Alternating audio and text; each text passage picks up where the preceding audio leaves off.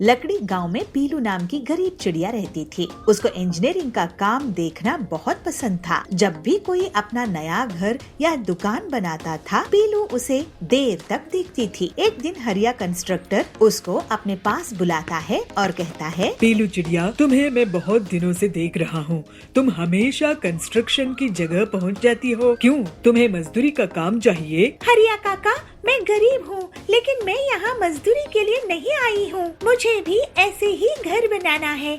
अब मैं देख देख कर घर बनाना सीख गई हूँ। तुम गरीब लोग थोड़ी सी चीज क्या जान लेते हो, अपने आप को पता नहीं क्या समझने लगते हो। पता है ना, कंस्ट्रक्शन के सामान जैसे ईंट, सीमेंट, लोहे के रॉड्स कितने महंगे आते हैं। अब जाओ यहाँ से और आगे से कंस्ट्रक्शन साइट में दिखना नहीं। नाराज नहीं होइए हरिया काका, मैंने आपसे ही ये सब सीखी हूँ। आप एक दिन मुझ पर गर्व करेंगे। ऐसा कहकर पीलू अपने घर चली जाती है। उसके घर में बीमार पिता टिल्लू और बूढ़ी माँ बबली रहते थे। पीलू कहाँ चली गई थी? अरे कहीं मजदूरी कर, कुछ काम कर। घर की हालात कितनी खराब है। अभी कड़क सेठ आए थे और घर खाली करवाने की धमकी देकर गए हैं। अगर हमने उन्हें किराया नहीं दिया तो हम बेघर हो जाएंगे। माँ तुम चिंता मत करो, मैं कुछ ना कुछ करती हूँ। फिर पीलू सोच में पड़ जाती है कि वो अपना घर कैसे बनाए, क्योंकि कंस्ट्रक्शन के सामान खरीदना उसकी हैसियत के बाहर था। मैं कंक्रीट के घर नहीं बनाऊंगी, मैं इको फ्रेंडली बैम्बू का घर बनाऊंगी। फिर पीलू जंगल में बैम्बू ढूंढने निकल जाती है और उसे एक जगह बहुत से बम्बू मिल जाते हैं। पीलू उन्हें काट कर एक खाली जगह इकट्ठा कर लेती है। इसके बाद पीलू एक एक बम्बू को जोड़ जोड़ कर एक घर तैयार करने लगती है और 2 ही दिनों में वो एक छोटा सा घर तैयार करने। फिर पीलू उस घर को हरिया काका को दिखाती है। हरिया काका, कैसा लगा आपको मेरा ये बम्बू का घर? पीलू, तुम तो बहुत ही तेज दिमाग की हो, लेकिन ये तुम घर बेचोगी किसको? काका, ये घर मैं अपने माता पिता के लिए बनाई हूँ। हमारे पास किराया देने के लिए पैसा नहीं है, हमें अपना किराए का घर खाली करना पड़ेगा। मैं तुम्हारा ये बम्बू का घर बिकवा दूंगा। तुम ऐसे ही और भी घर बनाओ, इससे तुम उधार खत्म कर सकोगी। नहीं तो एक घर बनाकर उसी में रहने से तुम्हें कुछ पैसे नहीं मिलेंगे। तुम्हारी जब कमाई ही नहीं होगी तो तुम आगे जीवन में क्या करोगी? हाँ काका, आप सही कह रहे हैं। आपकी मदद के लिए शुक्रिया। अब मैं और भी बम्बू के घर बनाऊंगी। फिर हरिया एक एक करके पीलू के बम्बू के घर बिकवा देता है, जिससे पीलू को बहुत पैसे मिल जाते हैं और वो कड़क सेठ का किराया खत्म कर देती है और अपने लिए एक सुंदर सा बड़ा सा बम्बू हाउस बना लेती है। अब हरिया और पीलू बम्बू के घर का बिजनेस करने लगते हैं। ऐसे पीलू अपनी मेहनत के दम पर अपने परिवार के साथ खुशी खुशी रहने लगती है। बंसीपुर गांव में बबलू अपनी पत्नी पीलू के साथ रहता था। बबलू बहुत ही मेहनती था। वो साल भर मेहनत करके किसानी करता था, अपनी फसल बेचकर अपना घर चलाता था। पीलू, इस बार मैंने आलू की फसल बोई है और खाद और सिंचाई का भी खास ख्याल रखा है। तुम देखना, इस बार बहुत बढ़िया फसल होगी। भगवान करे ऐसा ही हो, नहीं तो अगर पिछले बार की तरह हमारी फसल बर्बाद हो गई तो हम जीने लायक नहीं बनेंगे। हमारे ऊपर वैसे ही बहुत उधार है। पीलू के घर के पास ही सुंदरी रहती थी। वो पीलू की गरीबी का मजा लेती थी।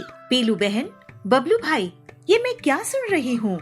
आप लोगों के ऊपर इतना उधार है। ऐसा करो पीलू बहन, मेरे घर आज कुछ मेहमान आने वाले हैं। तुम शाम में आके खाना बना देना। इसी बहाने तुम्हें थोड़ा सा पैसा भी दे दूंगी और तुम्हें भी पैसे देखने को मिलेगा, है ना? पीलू को सुंदरी की बातें बहुत खराब लगती है। वो हर बार उनकी गरीबी का मजाक उड़ा के चली जाती थी। ऐसे ही एक दिन बबलू अपने खेत जाता है। वो देखता है कि उसकी आलू की फसल बहुत बड़ी हो गई है, लेकिन जब वो एक पौधे को निकाल कर देखता है तो पता है कि उसमें आलू नहीं उगा है। इसी तरह वो सारे पौधे देखता है, लेकिन किसी में भी आलू नहीं उगे। बबलू उदास होकर अपने खेत में बैठ जाता है। मेरे खेत में आलू क्यों नहीं उगे? ऐसे तो मैं बर्बाद हो जाऊंगा। मेरे खेत में आखिर फसल क्यों नहीं होती है? ऐसे ही सोचते बबलू रोने लगता है। जैसे ही उसके आंसू मिट्टी में गिर जाते हैं तो अचानक से खेत में सोने के आलू उग जाते हैं। अरे भगवान, तेरे बहुत बहुत शुक्रिया। मेरे खेत में तो सोने के आलू उगाए हैं। अब मेरी गरीबी दूर हो जाएगी। फिर बबलू एक बोरी में सोने के आलू भर लेता है और घर लेकर जाता है। बबलू एक सोने का आलू बेचकर घर का राशन ले आता है और पूरा कर्ज भी चुका देता है। लेकिन वो सोने के आलू वाली बात पीलू को नहीं बताता है। एक दिन सुंदरी उसके घर आती है। क्या हुआ, इस बार तुम लोग आलू की फसल नहीं बेच रहे हो क्या? इस बार भी तुम्हारी फसल बर्बाद हो गई है? ऐसा है तो तुम लोग तो सड़क पर आ जाओगे। नहीं, इस बार फसल बहुत अच्छी हुई है। नहीं नहीं पीलू, बबलू इस बार फसल बिकाने के लिए बाजार गया ही नहीं। अब तुम ही सोचो कि तुम्हारा आगे क्या होगा। बबलू जब घर लौटता है तो पीलू उससे पूछती है, पड़ोसन कह रही थी कि आप इस बार शहर के जंगल में आलू बेचने के लिए नहीं गए थे। अगर हमारी आलू की फसल हुई ही नहीं है तो अपने घर का राशन कहाँ से लेकर आए हो? इसके बाद बबलू पीलू को सोने के आलू से भरी हुई एक बोरी दिखाता है। खिड़की में से सुंदरी भी उस सोने के आलू की बोरी को देख लेती है। अरे, इनके पास तो बोरी भरकर सोना है, ये तो मेरे पास होना चाहिए। ऐसा सोचकर वो उनके घर जाती है। तुम दोनों गरीबों को खाना नसीब हो रहा होगा, ऐसा करो तुम मेरे घर खाना खाने आ जाओ। सुंदरी को पीलू और बबलू मना नहीं कर पाते हैं और उसके घर चले जाते हैं। वहाँ सुंदरी उन्हें बहुत बड़ी थाली परोसकर लेकर आती है और उन्हें खाने के लिए देती है। जब दोनों पति पत्नी खा रहे होते हैं, वो चुपचाप उनके घर चली जाती है और सोने के आलू चुराने की कोशिश करती है। लेकिन जैसे ही वो आलू उठाती है, एक आलू पत्थर में बदल जाता है और उसके पैर पर गिर जाता है। उसके चीखने की आवाज सुनकर पीलू और बबलू वहाँ जाते हैं। सुंदरी वहाँ से भाग जाती है। तभी तो मैं सोचूं कि हमेशा हमारी गरीबी का मजाक उड़ाने वाली हमें आज दावत क्यों दे रही है? हमारे पीछे से हमारी सोने की आलू चुराना चाहती थी। ये सुंदरी बहुत लालची है। इसके पास सब कुछ है, लेकिन ये लालच करना नहीं छोड़ती है। इसी वजह से ये आलू पत्थर में बदल गया था। हाँ बबलू जी, आप सही कह रहे हो, लेकिन ये आलू जब तक हमारे घर में रहेंगे, ये हमारे लिए मुसीबत के बीज बन जाएंगे। चलिए इन्हें खेत में गाड़ कर छुपा देते हैं। फिर दोनों पति पत्नी खेत में सोने के आलू छुपा देते हैं। बंटी बहुत मेहनती और ईमानदार था। इसी वजह से उसकी शुद्ध भावनाओं में निकले आंसू से सोने के आलू खेत में उग आए थे। वहीं दूसरी तरफ सुंदरी का मन काला था। इसी वजह से उसके छूते ही सोने के आलू पत्थर में बदल गए। अब बबलू और पीलू की गरीबी दूर हो गई थी और वो दोनों खुशी खुशी रहने लगे। रॉकी नाम का एक भालू अपनी पत्नी और बच्चों के साथ रहता था। रॉकी भालू अपने बच्चों को पढ़ाने के लिए अपने इलाके के सबसे अच्छे स्कूल में भेजता था। स्कूल में बच्चों को बहुत कुछ सिखाया जाता था, स्पोर्ट्स एक्टिविटी, फूड एक्टिविटी और भी बहुत कुछ। टुन्नू खरगोश और पीहू लोमड़ी दोनों अपने अपने स्कूल के लिए निकल जाते हैं। भाई, आज हमारा स्पोर्ट्स का पीरियड है ना, तो क्या आपने अपने स्पोर्ट्स शूज ले रख लिए हैं? कल सर ने आपसे कहा था ना, अगली बार जब स्कूल में आओगे तो अपने शूज के साथ आना, वरना वे तुम्हें क्लास से निकाल देंगे। पीहू, तुम फिक्र मत करो, आज मैंने अपने शूज लेकर आया हूँ। आज सर मुझे क्लास से बाहर नहीं निकालने वाले हैं। चलो अब जल्दी से स्कूल चले, वरना लेट हो जाने की वजह से शायद हमें वो जरूर निकाल देंगे। हाँ भाई, जल्दी चलो। वे जल्दी जल्दी भागकर स्कूल समय पर पहुँच जाते हैं। अपनी क्लास में जाकर टुन्नू आज बहुत खुश था कि आज वह अपने स्पोर्ट्स शूज लेकर आया है और सर आज उसे इस बात के लिए नहीं ही डांटेंगे कि तभी क्लास में मैडम सोना बिल्ली आती है और बच्चों से कहती है, म्याऊ। बच्चों, आज तुम्हारे स्पोर्ट्स टीचर किसी काम से बाहर गए हैं, इसलिए आज वे तुम्हारी क्लास नहीं ले पाएंगे। मैं आज तुम्हारी क्लास लूंगी और आज मैं तुम्हें फूड की क्लास दूंगी। फूड की क्लास? मगर मैम, इसमें आप क्या सिखाओगे हमें? आज बच्चों, मैं तुम्हें कुछ बनाना सिखाऊंगी जो आपके बहुत काम आएगा। अगर आपकी मम्मी किसी काम से बाहर गई हो तो आप खुद बनाकर उसे खा सकते हो और आप सभी को वे बहुत टेस्टी लगेगा। मगर मैडम, आप हमें क्या सिखाओगे? मैं आप सभी को सैंडविच बनाना सिखाऊंगी। सैंडविच बनाना बहुत आसान होता है। सैंडविच बनाना फिर तो मजा आ जाएगा क्योंकि मुझे बहुत पसंद है। तो बच्चों, अब जल्दी से शुरू करते हैं। बच्चों, सबसे पहले हमें जो सामान चाहिए होगा वो है ब्रेड, प्याज, टमाटर, शिमला मिर्च, पत्ता गोभी और चटपटा मसाला। और हाँ, नमक तुम अपने स्वाद अनुसार डाल सकते हो। और हाँ बच्चों, टोमेटो सॉस भी, क्योंकि उसके बिना तो मजा आएगा ही नहीं। मगर मैडम, आपने चीज के बारे में तो बोला ही नहीं। बिना चीज के सैंडविच में क्या मजा आएगा? नहीं टुन्नू, ये एक हेल्दी सैंडविच है, इसलिए हम इसमें कुछ भी ऐसा सामान नहीं डालेंगे जिससे हमारी हेल्थ पर बुरा असर पड़े। चलो, अब मैं तुम्हें बनाना सिखाती हूँ। जी मैम। सबसे पहले आपको ब्रेड लेना है, उस पर टमाटर, प्याज, शिमला मिर्च, उसके बाद पत्ता गोभी, उसके बाद ही मसाला और थोड़ी सी नमक, और फिर इसे ब्रेड से ऊपर से बंद कर दो और फिर इस पर टोमेटो सॉस लगाकर आप इसे खा सकते हो। सभी बच्चे मैडम की रेसिपी अपनी अपनी कॉपी में लिख लेते हैं। सभी बच्चे अच्छे से समझ गए होंगे ना? अब आप अपने घर जाकर अपने मम्मी पापा को ही ये बनाकर खिला सकते हो। लेकिन बच्चों, ये बनाते वक्त अपना ध्यान रखना, किचन में कोई भी ऐसा वैसा सामान नहीं उठाना, ठीक है? थोड़ी देर में स्कूल की छुट्टी हो जाती है और सभी अपने अपने घर चले जाते हैं। टुन्नू और पीहू भी अपने घर आ जाते हैं। बच्चों,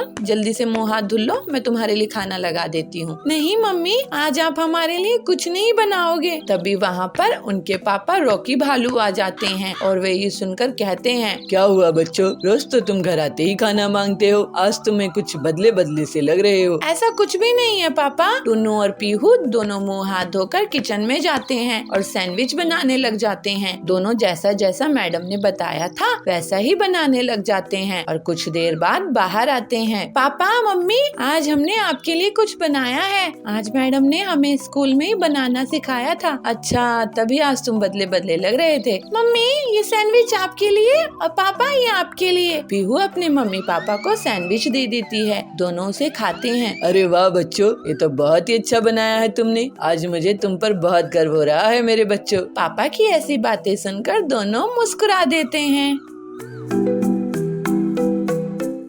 एक गांव में मोना नाम की एक हथनी रहा करती थी। मोना हथनी का एक बेटा भी था जिसका नाम सोनू था। सोनू खरगोश अपनी मम्मी से बहुत प्यार करता था। सोनू खरगोश के पापा की कुछ समय पहले कार एक्सीडेंट में मौत हो गई थी, जिसके कारण मोना हथनी को अब काम करना पड़ता था। उसने अपने घर में एक मेड भी रखी हुई थी जिसका नाम पीहू लोमड़ी था। पीहू लोमड़ी बहुत ही अच्छा खाना बनाती थी और घर की सफाई भी बहुत अच्छे से करती थी। अरे पीहू, मैं जॉब पे जा रही हूँ, तुम सोनू का अच्छे से ध्यान रखना और उसे जो भी खाना उसे दे देना, ठीक है? और सारे कपड़े भी वो मैंने वॉशिंग मशीन में डाल दिए, उन्हें भी धुल लेना। ध्यान से कर देना ये सारे काम, रात को आकर मैं देखूंगी। अले मोना दीदी, आप मेरे रहते किसी भी बात की फिक्र मत करा करो, मैं सारे काम कर लूंगी। आप बस अपने काम पर ध्यान दो दीदी।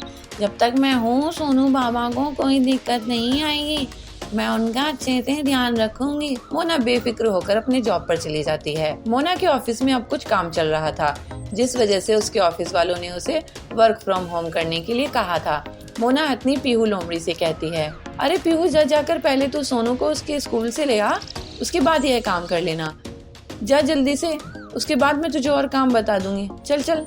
पीहू लोमड़ी सोनू खरगोश को स्कूल से ले आती है। उसके बाद मोना हथनी पीहू लोमड़ी को और काम बता देती है। काम भी बहुत ज्यादा था, लेकिन पीहू लोमड़ी काम को जल्दी निपटा देती है। पीहू, अब तू कपड़े धुल ले, इसके बाद खाना बना देना और बाजार से भी सब्जी ले आना। देख, फ्रिज में एक सब्जी भी नहीं रखी है, अब कल क्या बनाएंगे? चल चल चल चल, जल्दी जल्दी हाथ चला, बहुत काम पड़ा है। पीहू पूरा दिन काम करके अपने घर चली जाती है। मोना को काम जरा भी नहीं करना पड़ता था। एक दिन अचानक से पीहू लोमड़ी की तबीयत खराब हो जाती है। पीहू लोमड़ी मोना हथनी से कहती है, दीदी मेरी तबीयत कुछ ठीक नहीं लग रही है, मैं घर जा रही हूँ दीदी, कल जल्दी आकर काम खत्म कर लूंगी। ठीक है पीहू, तू घर जाकर आराम कर, कोई बात नहीं, जो काम पड़ा है कल आकर कर लेना। पीहू लोमड़ी घर चली जाती है। अगले दिन जब पीहू काम पर नहीं आती तो तो मोना हथनी को भी घर का सारा काम करना पड़ता है। उसकी अब इतना काम करने के बाद हालत खराब हो जाती है, क्योंकि इससे पहले उसने इतना सारा काम कभी नहीं किया था। ऐसे ही अब कुछ दिन बीत जाते हैं, पर पीहू अभी भी काम पर नहीं आती। अरे ये पीहू कहाँ रह गई? ऐसे तो मेरी हालत खराब हो जाएगी। अगर वो काम पर नहीं आई तो सारा काम मुझे ही करना होगा। तभी दरवाजे से एक और लोमड़ी आती है, जिसका नाम सोनी होता है। वह अंदर आती है। अरे अरे, तुम कौन हो और कैसे अंदर चली आ रही हो? मैडम पीहू, मेरा नाम सोनी है। मैं पीहू की बहन हूँ। उसकी तबीयत अभी खराब है, इसलिए उसने मुझे अपने बदले काम पर भेजा है। मोना ये सुनते ही बहुत खुश हो जाती है और उसे सारे काम बता देती है। सोनी, तुम पहले खाना बना दो मुझे, और सोनू को बहुत तेज भूख लग रही है। चलो चलो जल्दी बनाओ। ठीक है मैडम। सोनी लोमड़ी खाना बनाती है। जब दोनों खाना खाते हैं तो वह खाने में बहुत ही अच्छा होता है। मम्मी, सोनी दीदी तो बहुत अच्छा खाना बनाती हैं। हाँ बेटा, ये तो पीहू से भी अच्छा खाना बनाती है। अरे मैडम, हम दोनों बहनों का खाना बनाना हमारी मम्मी ने ही हमें सिखाया था। एक दिन सोनू के ऊपर एक चूहा भागते हुए जाता है। मम्मी मम्मी, चूहा देखो, यहाँ से भागा है। हम अगर यहाँ आया कहाँ से? मम्मी, इसे पकड़ो ना, वरना ये मुझे परेशान करेगा। मम्मी पकड़ो ना जल्दी से। ठीक है सोनू, मैं कुछ करती हूँ। मोना हथनी चूहा पकड़ने के लिए चूहादानी लाती है और स्प्रे भी लाती है, जिससे चूहा बेहोश हो जाए, मगर ऐसा कुछ भी नहीं होता है। चूहा उनकी पकड़ में नहीं आता है। मम्मी, आपका प्लान तो खराब हो गया, अब मैं ही कुछ करता हूँ। सोनू एक जाल बनाता है, जिसके अंदर सोनी के हाथ का बना हलवा रख देता है। चूहा जब उसे खाने के लिए आता है तो वो उसके अंदर बंद हो जाता है और सोनू उसे पकड़ लेता है। अरे वाह सोनू, तुमने तो इसे बड़ी आसानी से पकड़ लिया। ऐसे कैसे? मम्मी, ये चूहा सोनी दीदी के हाथ का बना हलवा खाने के लिए आया था। इसे भी दीदी के हाथ का बना खाना बहुत अच्छा लगा। हाँ, आखिर सोनी खाना तो बहुत ही स्वादिष्ट बनाती है। चलो अब इसे बाहर छोड़ाते हैं, वरना ये घर का नुकसान कर देगा। पहले इसने बहुत सारे कपड़े कुतर दिए हैं और सोनू खरगोश उसे दूर जगह पर जाकर छोड़कर आ जाता है और इस तरह उन्हें उस चूहे से निजात मिल जाती है। महाबलीपुर गांव के जंगल में सुंदरी कवि समोसे बेचा करती थी। उसकी दुकान बहुत अच्छे से चलती थी और ग्राहकों की हमेशा से भीड़ लगी रहती थी। ऐसे ही बहुत समय तक काम करते हुए उसने बहुत पैसे कमाए और काफी पैसा बचाकर छोटे घोंसले से एक बड़ा घोंसला खरीद ली। उस दिन से उसको बहुत घमंड हो गया। एक दिन उसकी दुकान में एक ग्राहक आया। दीदी, मुझे 2 समोसे दो और हिसाब खाते में लिख लो। कैसा हिसाब? आज से उधार बंद। और हाँ, अब से समोसे 20 रुपए प्लेट नहीं मिलेंगे, बल्कि 40 रुपए प्लेट मिलेंगे।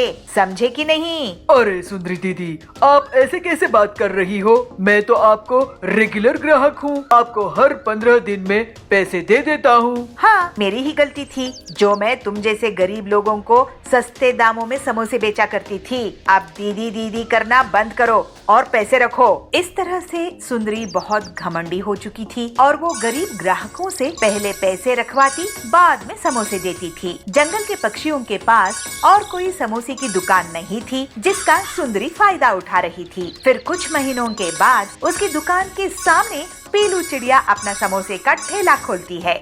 उसकी दुकान चलती देखकर सुंदरी उसे झगड़ा करने के लिए चली जाती है। पीलू चिड़िया, तुम मेरे ठेले के सामने समोसे क्यों बेच रही हो? कहीं और जाकर बेचो, नहीं तो मुझसे बुरा कोई नहीं होगा। अरे सुंदरी दीदी, तुम मुझ पे गुस्सा क्यों हो रही हो? मैं तो एक गरीब चिड़िया हूँ। तुम्हारे अनुभव के सामने मेरी क्या औकात? वैसे भी मेरे ठेले के कारण तुम्हें ही ज्यादा फायदा होगा। तुम्हारी ज्यादा बड़ी दुकान है, मेरा छोटा सा ठेला है। पीलू की बातें सुनकर सुंदरी वहाँ से चली जाती है। पीलू अपने ग्राहकों के साथ बहुत अच्छे से बात करती थी, जबकि सुंदरी बहुत घमंड से। जल्द ही पीलू की दुकान में भीड़ लगने लगी, क्योंकि वो समोसों को सिर्फ 15 रुपए में बेचा करती थी। ये पीलू तो बहुत ही चालाक निकली। इसकी दुकान से ग्राहक खींचने होंगे। मैं अपना दाम कम नहीं कर सकती, लेकिन मैं अपने समोसे बड़े कर सकती हूँ। लेकिन अगर मैं बड़े बड़े समोसे बनाऊंगी तो मुझे ज्यादा तेल लगेगा और मुझे फायदा भी नहीं होगा। ऐसा करती हूँ कि समोसे में मिलावटी इंजेक्शन लगाकर उनका साइज बड़ा कर देती हूँ। ऐसे सुंदरी मन में सोचती है। फिर ऐसा सोचकर सुंदरी अपने घर में समोसों में इंजेक्शन लगाकर उन्हें बड़ा कर देती है और मन ही मन बहुत खुश होती है। जंबो समोसे ले लो, जंबो समोसे, इतने बड़े समोसे कभी नहीं देखे होंगे। ऐसे अपनी दुकान में बैठ के चिल्लाती रहती है। जंगल के पक्षी सुंदरी की आवाज सुनकर उसकी दुकान की तरफ भागते हैं और समोसों का साइज देखकर आश्चर्यचकित हो जाते हैं और सिर्फ कुछ ही मिनटों में सुंदरी की जंबो समोसे बिक जाते हैं। देखा पीलू चिड़िया, मुझसे पंगा लेने का नतीजा।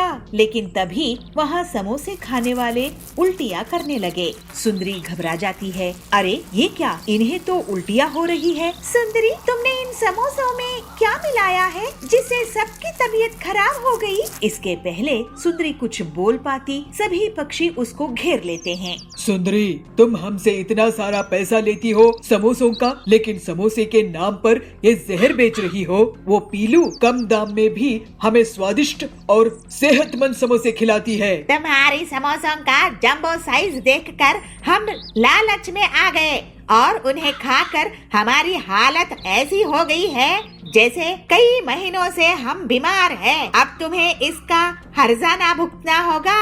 ऐसा कहकर सभी पक्षी सुंदरी को पुलिस के हवाले कर देते हैं। पीलू पूरी ईमानदारी के साथ स्वादिष्ट समोसे बेचना जारी रखती है और जंगल वाले उसको बहुत तारीफ करते हैं। अब जंगल में बस उसी की समोसे की दुकान थी। पीलू और बाकी लोग अब हंसी खुशी रहने लगे।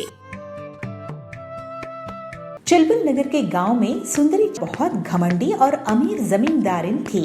वो गरीब लोगों को ब्याज पे पैसे उधार देती थी और जब गरीब उसे उधार के पैसे लौटा नहीं पाते थे तो वो उनकी जमीन को हड़प लेती थी। ऐसे ही एक दिन बबली उसके पास पैसे उधार लेने के लिए जाती है।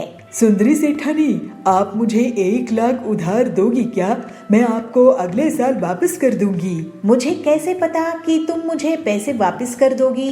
तुम कौन हो? मैं तो तुम्हें नहीं जानती हूँ। मैं यही इसी जंगल में रहती हूँ। सेठानी जी, गरीब किसान हूँ, छोटी सी जमीन है मेरी। अच्छा, तो तुम मुझे अपनी जमीन गिरवी रख दो, मैं तुम्हें पैसे उधार दे दूंगी। वैसे कितनी बड़ी जमीन है तुम्हारी? मेरी 10 एकड़ की जमीन है, आप गिरवी रख लो।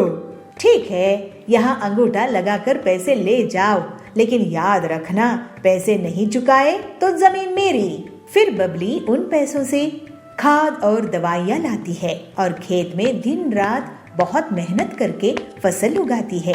इस बार उसकी अच्छी फसल हुई थी। ऐसे ही एक दिन सुंदरी उसके खेत के पास से निकल रही थी। तभी उसकी नजर बबली की खेत में जाती है। अरे वो टिल्लू, कहाँ घूम रहा है? ये बता कि ये खेत किसका है जिसमें इतनी बढ़िया फसल उगी है? सेठानी जी, ये खेत बबली का है। उसी बबली का जिसने मुझसे पैसे उधार लिए हैं? अरे वाह, इसका मतलब ये जमीन और ये फसल और इसका मुनाफा मेरा हुआ। फिर सुंदरी बबली से मिलती है। क्यों बबली, इस बार तो तुम्हारी फसल बहुत अच्छी हुई है, लगता है बहुत मेहनत करी हो। जी सुंदरी जी, मैं फसल बेचकर आपका उधार लौटा दूंगी। उसके बाद घर में बेटी भी है, उसकी शादी भी करनी है। ठीक है, ब्याज मिलाकर 3 लाख दे देना। क्या? लेकिन मैंने तो बस 1 लाख ही उधार लिए थे सेठानी जी। हाँ, तो ब्याज चढ़ा के और 2 लाख हो गए हैं। तुम अनपढ़ गंवार लोग कुछ नहीं समझते। ये तो अन्याय है सुंदरी जी। फालतू की बात मत कर, नहीं तो मैं तुझे घर में भी नहीं रहने दूंगी। मैं आपके पैसे नहीं चुका पाऊंगी। नहीं, आप मेरी जमीन ही रख लो। शाम में बबली अपने घर आई और अपनी बेटी पीलू को रोते रोते सब कुछ बता दी। मैं उस लालची सेठानी को देखती हूँ, वो अपने आप को क्या समझती है। आप चिंता मत करो माँ, अब मैं उससे सभी चिड़ियों की हड़पी हुई जमीन वापस करवाऊंगी। पीलू अपनी सहेली हरी के साथ एक प्लान बनाती है। दोनों सहेलियां एक छोटी सी खेत की जमीन में एक नकली पेड़ लगाती है और फिर उस पेड़ को लाल रंग से रंग देती है। फिर वो दोनों उसकी डालियों में सोने, चांदी, डायमंड्स के गहने चिपका देती है, जिससे ऐसा लगता है कि वो गहने उसी पेड़ के फल हो। अब आएगा मजा, लालची सुंदरी कैसे फंसेगी देखना। इसके बाद पीलू चिड़िया हरी तोती के साथ जानबूझकर सुंदरी के पीछे जोर जोर से बातें करती है। अरे तूने देखी क्या उस लाल पेड़ को जो उस खेत में उगा है? उसमें से फल की जगह गहने उग रहे हैं। नहीं तो चल दिखा मुझे। ये सुनकर सुंदरी पीलू और हरी के पीछा करने लगती है। जब वो दोनों खेत पहुंचते हैं तो अरे क्या ये असली सोने जवाहरात है? सेठानी जी आप कब आ गई यहाँ? खैर हमने तो हीरे जवाहरात कभी नहीं देखे हैं, आप खुद ही देख लो कि सोना चांदी हीरा असली है कि नहीं। वैसे सेठानी जी आपको बता दूं कि कल बहुत बड़े जमींदार आ रहे हैं जो इस जमीन को खरीद लेंगे, इसके साथ ये पेड़ भी। ऐसा क्या? तो एक बार मुझे इसके गहने दिखाओ। फिर पीलू और हरी तोती गहने दिखाते हैं। अरे ये तो सही में हीरे हैं, हीरे। चलो अच्छी बात है, अब हम इस जमीन उस शहर वाले सेठ को बेच देंगे। नहीं नहीं, ये जमीन तो मुझे चाहिए। लेकिन आपके पास इतने पैसे हैं क्या सेठानी जी? अरे पीलू, तुम गरीब लोग गरीब ही सोचोगे, इसके लिए तो मैं अपनी पूरी जमीन जायदाद बेच दूंगी, लेकिन मैं इस पेड़ की जमीन को खरीद के ही रहूंगी। ठीक है, तो फिर सौदा पक्का, आपकी पूरी संपत्ति के बदले में ये जमीन। ये लीजिए इस जमीन के कागजात, लेकिन पहले आप अपनी संपत्ति के कागज मेरे नाम कर दीजिए। फिर सुंदरी अपनी पूरी संपत्ति, जमीन, जायदाद, गाड़ियाँ, हवेली पीलू के नाम कर देती है और उस छोटी से पेड़ वाली जमीन को बदले में ले लेती है। अगले दिन कुछ लोग उस पेड़ के पास इकट्ठा होते हैं। क्यों गरीब लोग, कैसा लगा मेरा ये गहनों का पेड़? जरा हमें भी दिखाना गहने सेठानी जी। ये देखो। फिर सुंदरी उन्हें गहने दिखाती है। तभी टिल्लू के बगल में खड़े हुए पक्षी के हाथ से उस हार में पानी गिर जाता है और उसका सुनहरा रंग मिट जाता है। अरे ये क्या, पीलू मुझे लूट ली, बर्बाद कर दी। ये तो नकली लोहे की चेन है जिस पर सोने का नकली रंग लगा हुआ था। इस तरह से सुंदरी को उसकी धोखाधड़ी की सजा मिल जाती है और पीलू की मदद से बबली और बाकी जंगल के पक्षियों को उनकी लूटी हुई जमीन वापस मिल जाती है। फिर सब खुशी खुशी रहने लगते हैं। कोंडागांव के जंगल में बबलू अपनी पत्नी पीलू के साथ रहता था। बबलू बहुत ही नेक दिल, ईमानदार था, लेकिन वो जो भी काम करता था लोग उसका फायदा उठाकर उसे नुकसान पहुंचाते थे। बबलू एक बार किराना दुकान खोला तो गांव के लोग उसे उधार में चीजें खरीद लेते हैं और फिर उसको कभी भी पैसा वापस नहीं करते हैं। इस वजह से उसे दुकान बंद करनी पड़ गई। फिर बबलू ट्रैवल का बिजनेस शुरू किया, लेकिन गाँव वाले उसे लिफ्ट मांगते थे और मुफ्त में ही जगह जगह ट्रैवल कर लेते थे। अपने सीधेपन के कारण वो किसी से पैसे भी नहीं मांगता था। लोग उसकी बस में बारात लेकर भी जाने लगे। इस तरह से उसका ट्रैवल का काम भी ठप पड़ गया। ऐसे ही एक दिन बबलू परेशान बैठा था। तब पीलू उसके पास आके बोली, क्या हुआ जी, आप इस तरह से परेशान क्यों हैं? तुम तो जानती ही हो पीलू, मैं जो भी काम शुरू करता हूँ उसमें मेरा आज तक नुकसान ही होता आया है। मुझे तो यही समझ में नहीं आता कि मेरा इतना नुकसान क्यों होता है। आपको इसलिए नुकसान होता है क्योंकि आप बहुत सीधे साधे हो। इन गांव वालों ने आपके भोलेपन का बहुत फायदा उठाया है। आप उधार में चीजें देते गए, कोई और दुकानदार ऐसा नहीं करता है। अगर ऐसा ही चलता रहा तो हमारे पास खाने के लिए भी पैसे नहीं बचेंगे। तुम सही कह रही हो पीलू, मैं अब एक आखिर बार एक काम शुरू करने की सोच रहा हूँ, नहीं तो शहर जाकर कोई नौकरी ढूंढ लूंगा। नहीं नहीं जी, शहर नहीं जाएंगे, यही कुछ कर लेंगे। ठीक है, लेकिन एक आखिरी बार मैं कोशिश करता हूँ। कुछ दिनों बाद बबलू पीलू से कहता है, पीलू, मैं बाजार घूमकर देख रहा था कि कहाँ क्या मिलता है। मैंने पाया कि हमारे गांव में फलों की दुकान तो है ही नहीं। गांव वाले पड़ोस के गांव से फल खरीद कर लाते हैं, इसलिए मैं सोच रहा हूँ कि मैं फलों की एक दुकान लगा दूँ। ये तो सच में बहुत अच्छा आइडिया है, लेकिन इस बार आप किसी को उधार नहीं दोगे। नहीं, अब मैं अपनी आखिरी जमा पूंजी लगा रहा हूँ, इसको मैं बर्बाद होने नहीं दूंगा। फिर जल्द ही बबलू अपनी फलों की दुकान खोल लेता है, लेकिन बहुत से गांव वाले अभी भी उससे बिना पैसे दिए फल ले जाते थे। एक दिन पीलू भी उसकी दुकान में इसीलिए बैठ जाती है कि लोग बिना पैसे दिए फल ना ले जा पाए। एक दिन हरिया काका उनके यहाँ आता है। पीलू, तुम्हारी दुकान में ड्रैगन फ्रूट है क्या? हरिया काका, ये लीजिए ड्रैगन फ्रूट, ये बहुत ही स्वादिष्ट होता है, लेकिन महंगा है। स्वादिष्ट तो होता है, लेकिन फायदेमंद भी बहुत होता है। और रही बात कीमत की, तो सेहत से बढ़कर क्या कीमत है। अभी मौसम बदलने वाला है और ये इन्फेक्शन से बचाएगा। मुझे ये 5 किलो दे दो। हरिया के जाने के बाद, सुनिए जी, हरिया काका क्या कह के गए हैं कि इन्फेक्शन होने का डर है मौसम बदलने से। हाँ, अगर ऐसा होगा तो ड्रैगन फ्रूट से लोगों को इन्फेक्शन होने से बचाया जा सकता है। इसका मतलब हम और ड्रैगन फ्रूट बेच सकेंगे। देखो, गांव वाले ऐसे ही इसे नहीं खरीदेंगे। हम क्यों ना फ्रूट सलाद बनाकर बेचे। कुछ ही दिनों में लोगों को इन्फेक्शन होना शुरू हो जाता है और हरिया काका सबको ड्रैगन फ्रूट खाने की सलाह देता है। इस तरह से बबलू और पीलू की दुकान में लोग इकट्ठा होने लगते हैं। सुनिए, मैं आप लोगों को अब से मुफ्त में या उधार में कुछ नहीं दूंगा। आपको अपनी सेहत का ख्याल रखना है तो पैसे देकर फ्रूट सलाद लो। बबलू की बात सुनकर लोग सोच में पड़ जाते हैं, लेकिन फिर इन्फेक्शन से बचने के लिए वो बढ़ चढ़कर पैसे देते हैं। इस तरह से लोगों की सेहत भी सुधारने लगती है और लोग अब सबक ले लिए कि कोई भी अच्छी चीज मुफ्त में नहीं आती। फिर कुछ ही दिनों में